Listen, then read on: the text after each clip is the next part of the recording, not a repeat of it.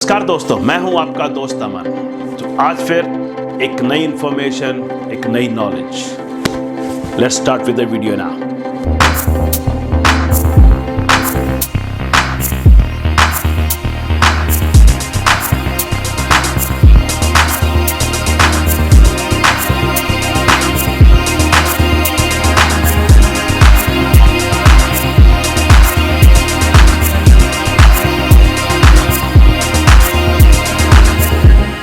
I resign on ship whenever I feel like। जी हाँ, क्या मैं शिप के ऊपर जब चाहे रिजाइन कर सकता हूं या मुझे नोटिस पीरियड देना पड़ता है?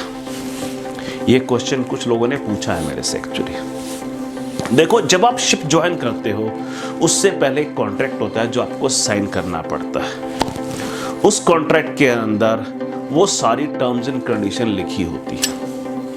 फिर भी मैं बता देता हूँ वो कॉन्ट्रैक्ट होता क्या है।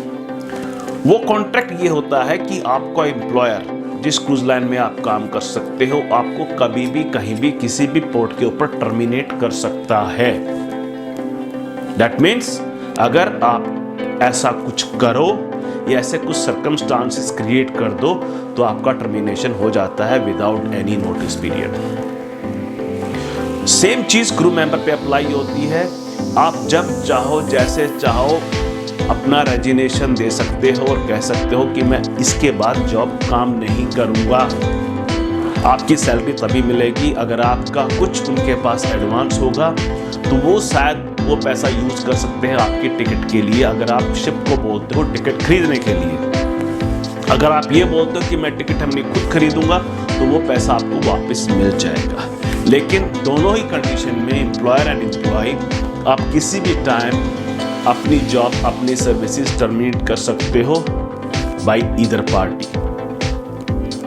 ये कॉन्ट्रैक्ट है और ये कॉन्ट्रैक्ट हर क्रू मेंबर को साइन करना पड़ता है ज्वाइनिंग से पहले। उसके अंदर ये सारी टर्म्स एंड कंडीशन लिखी होती है।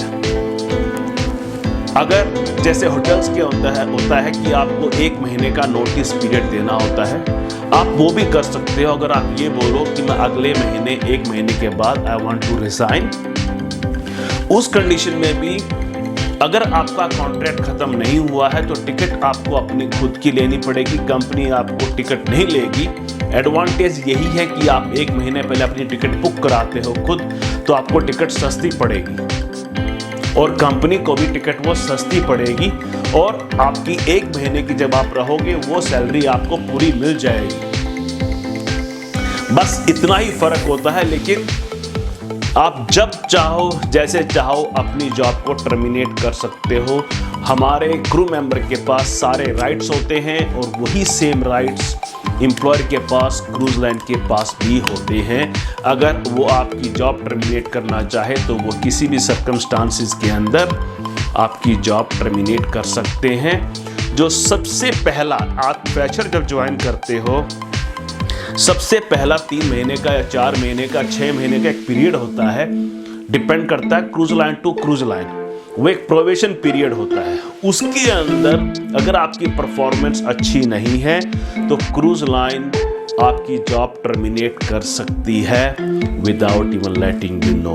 वो आपको बताएंगे कि sorry from tomorrow, thank you. So make sure अगर आप क्रूज लाइन ज्वाइन करते हो, अगर प्रोबेशन पीरियड के अंदर हो, don't do any kind of things कि आपकी नौकरी चली जाए या अपनी परफॉर्मेंस इतनी नीचे मत रखो कि company has to tell you कि सॉरी, थैंक यू, आप कल जा सकते हो। वो एक राइट कंपनी के पास होता है, आपके पास नहीं होता। वो फर्स्ट 3 मंथ और 6 month depend company to company. अगर वो पार हो गया उसके बाद दोनों के पास इक्वल राइट्स होते हैं। लेकिन फिर भी क्रूज लाइन के ऊपर जॉब टर्मिनेट करना इतना ईजी नहीं होता। बहुत सारे पेपर्स हैं जो करने पड़ते हैं। First warning, second warning, third warning, ये सारी चीज़ें आती है। डिपेंड करता है किस तरह का इंसिडेंट हुआ है। तो अगर आप ये सोचते हो कि क्रूज लाइन पे जब चाहे छुट्टी हो जाती है, वो पॉसिबल नहीं है। लेकिन राइट्स जो होते हैं वो क्रू मेंबर के पास ज़्यादा होते हैं, एम्प्लॉयर के पास कम रहते हैं। I hope you like this video. If you like it, please share it. Thank you so much for watching my channel. See you next time with something different, something new.